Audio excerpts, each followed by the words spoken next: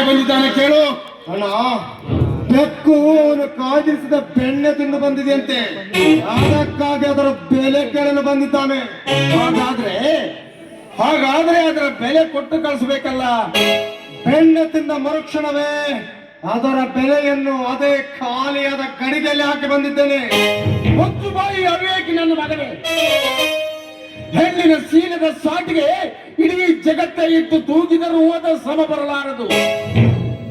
ಅದರ ಬೆಲೆ ಏನು ಗೊತ್ತೇ? ಅವಳ ಕೊರಳಿಗೆ ಮಾಂಗಲ್ಯ ಕಟ್ಟುವುದು, ಅವಳ ಗಂಡನಾಗುವುದು.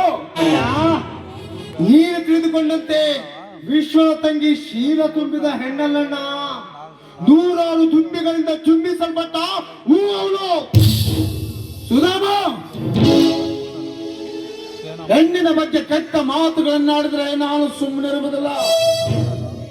ಭೋಜೇಶು ಮಾತಾ, ಸೇನೇಶು ರಂಭ, ಕ್ಷಮೆಯಾದರಿದ್ರಿ ಅನ್ನುವ ಮೂಲ ಮಂತ್ರಗಳಿಂದ ಮಾನ್ಯತೆಗೊಂಡ ಹೆಣ್ಣು ಜಗದ ಜೀವನಾಡಿ ಕಣೋ, ಜಗದ ಜೀವನಾಡಿ.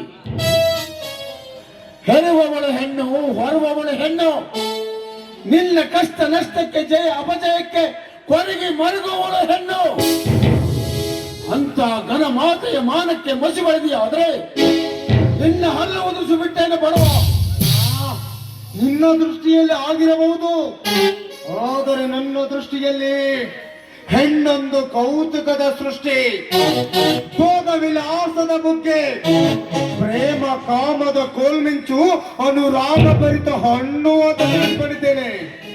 ಹೆಣ್ಣಿನ ಹೃದಯ ಪ್ರೇಮದ ಕೋಗಿಲೆ, ಅನುರಾಗಭರಿತ ಆಡಿದರೆ ಮಾತ್ರ ರಸಭರಿತ ಹಣ್ಣು. ಅದೇ ಹೆಣ್ಣು ತನಗಾದ ಅನ್ಯಾಯಕ್ಕೆ ಸಿಡಿದೆದ್ದರೆ ಅವಳು ಹೆಣ್ಣಲ್ಲ, ಮಹಾಮಾರಿ. ಪ್ರಜ್ವಲಿತ ಕೆಂಡ, ಗಂಡಿಗೆ ಅಮೃತ ಸಾಗರವಾಗಬೇಕಾದ ಹೆಣ್ಣು ವಿಷ ತುಂಬಿದ ಸೇದಿಟ್ಟ ಕರಿ ನಾಗರಾಗುವಳು. ಸ್ವಲ್ಪ ವಿಚಾರ ಮಾಡಿ ನೋಡು. ವಿಚಾರ ಮಾಡಿದ್ದೇನೆ. ಕತ್ತೆಗೆ ಮುತ್ತಿನ ಬೆಲೆ ಗೊತ್ತಿಲ್ಲ, ಸೂಳೆಗೆ ಶೀಲ ಮೌನ ತಿಳಿದಿಲ್ಲವೆಂದು.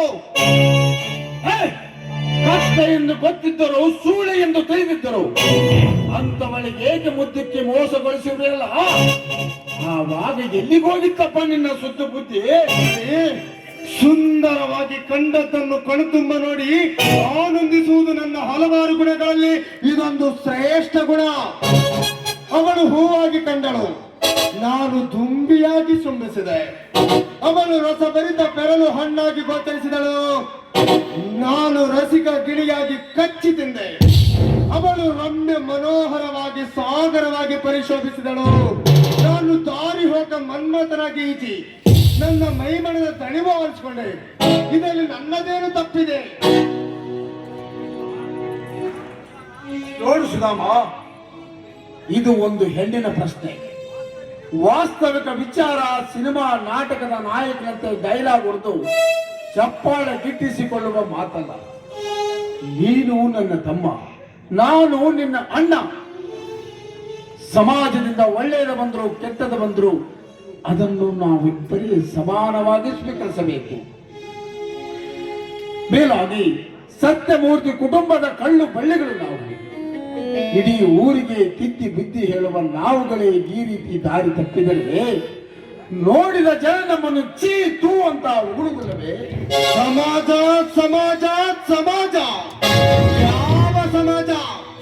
ಸಮಾಜ ಕ್ಷಮಿಸದಂತ ತಪ್ಪು ನಾನೇನು ಮಾಡಿಲ್ಲ. ಹಾಗಂತ ಸಮಾಜವು ನನ್ನಾಗೆ ವಿಭಿನ್ನವಾಗಿಲ್ಲ, ಸ್ಪಷ್ಟವಾಗಿಲ್ಲ. ಶೀಲವನ್ನು ಇಲ್ಲಿವರೆಗೂ ನೀವಿಬ್ರು ಪಾಪ್ಯ ಪಡೆದಲ್ಲ. ಶೀಲ ಗೆಟ್ಟವಳು ಶೀಲ ಗೆಡಿಸಿದವರನ್ನು ಮದುವೆಯಾಗಿ ಸುತ್ತ ಸಂಸಾರ ಸಾಗಿಸುತ್ತಿದ್ದಾರ ಈ ಸಮಾಜದಲ್ಲಿ? ಮದುವೆಗೆ ಮುನ್ನ ಕದ್ದು ಕಾಮಕ್ರೀಡೆಯಾಗಿದ ಮೆಂಡ ಕೈ ಕೊಟ್ಟಾಗ ಗರದಿ ಗಂಗಮ್ಮನಂತೆ ನಡೆಸಿ ಹೆಣ್ಣವರ ಸತಿಯಾಗಿ ಹೋಗುವ ಈ ಸಮಾಜದ ಕಳೆದು ಹೋದ ತಮ್ಮ ಶೀಲದ ಬಗ್ಗೆ ಯಾವತ್ತಾದ್ರೂ ಚಿಂತೆ ಮಾಡಿದ್ದೀರಾ? ಇವರಿಗೆಲ್ಲ ಗೊತ್ತಾಗದ ಶೀಲದ ಮಾತು ತಮಗಷ್ಟೇ ಗೊತ್ತೈತೆ. ನೋಡೋಣ, ಪವಿತ್ರ ಶೀಲ ತುಂಬಿದ ಒಂದು ಹೆಣ್ಣಿಗೆ ತಾಳಿ ಕಟ್ಟುತ್ತೇನೆ ವಿನಃ ತಾಳಿಯ ಬೆಲೆ ಗೊತ್ತಾಗದ ಸೂಳಿಗೆ ಮಾತ್ರ ಕಟ್ಟಲಾಗಿದೆ.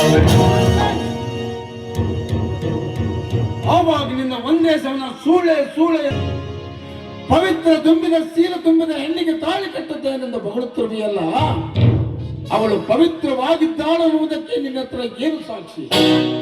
ಸುಧಾಮ, ನಮ್ಮ ಬೆನ್ನನ್ನೇ ಕಾಣದ ನಾವುಗಳು ಇನ್ನೊಬ್ಬರನ್ನು ದೋಷಿಸಬಾರದಪ್ಪ. ಇದು ಧರ್ಮವಲ್ಲ, ಅನ್ಯಾಯ, ಅಕ್ರಮ, ಮಾನವ ಜನ್ಮಕ್ಕೆ ಮಾರಕ.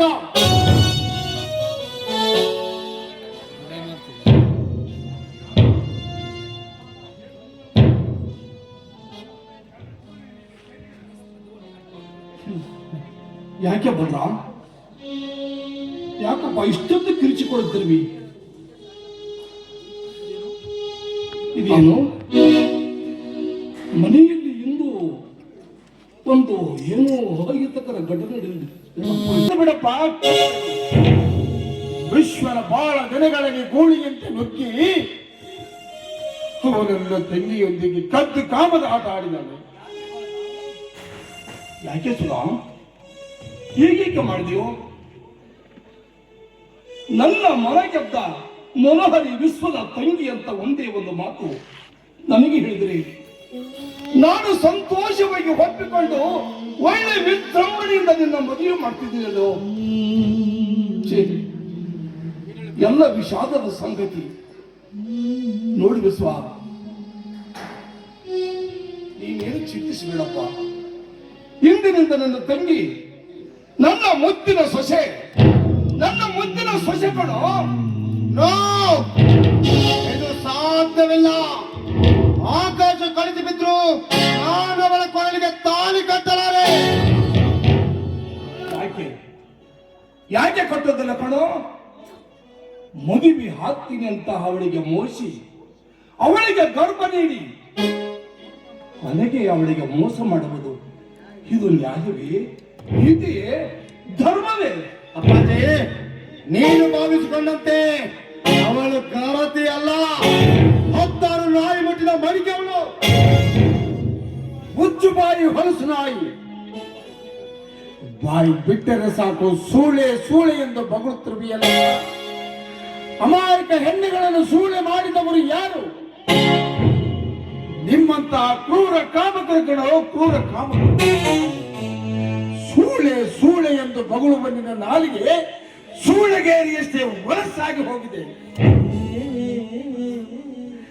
ಕಳ್ಳನ ಮನಸ್ಸು ಉಳ್ಳುಳ್ಳು ಅನ್ನುವ ಹಾಗೆ 16 ಹೆಂಗಸರಿಂದ 16 ಹೆಂಗಸರ ಸಹವಾಸದಿಂದ ನಿನ್ನ ಮೈ ಮನಸ್ಸು ಸೂಳೆಗೇರಿಯಷ್ಟೇ ವಲಸಾಗಿ ಹೋಗಿದೆ. ನೋಡು ಸುಧಾಮ, ಸಿರಿತನ ವಿಧಿಯೆಂದು ಸೊಕ್ಕು ತೋರಿಸಬಾರದು, ಯೌವನ ಇದೆಯೆಂದು ಆದರ ಮಾಡಬಾರದು. ಇದು ಮಾನವ ಜನ್ಮಕ್ಕೆ ಶ್ರೇಯಸ್ಸಲ್ಲ, ಶ್ರೇಯಸ್ಸಲ್ಲ. ನೀವು ಗುಡುಗಿದರು ಅಷ್ಟೇ, ಗೊಣಗಿದರು ಅಷ್ಟೇ. ನನ್ನ ನಿರ್ಧಾರ ಬದಲಾಗುವುದಿಲ್ಲ, ಬದಲಾಗುವುದಿಲ್ಲ.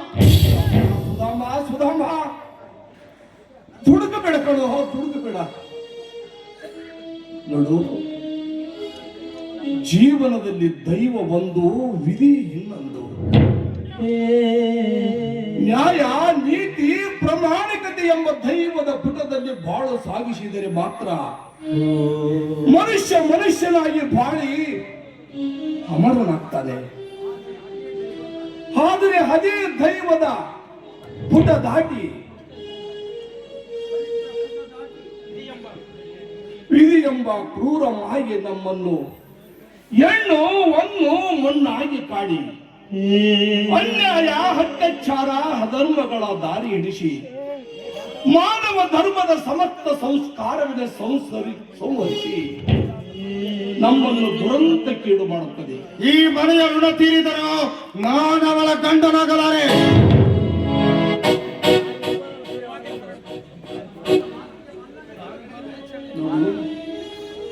ನನ್ನ ಮಾತಿಗೆ ಮನ್ನಣೆ ಪಡೆದಿದ್ರಿ ಈ ಮನೆ ಬಿಡಿ ಕಾಶಿಗೂ ನೀನು ಹೊರನಲ್ಲ.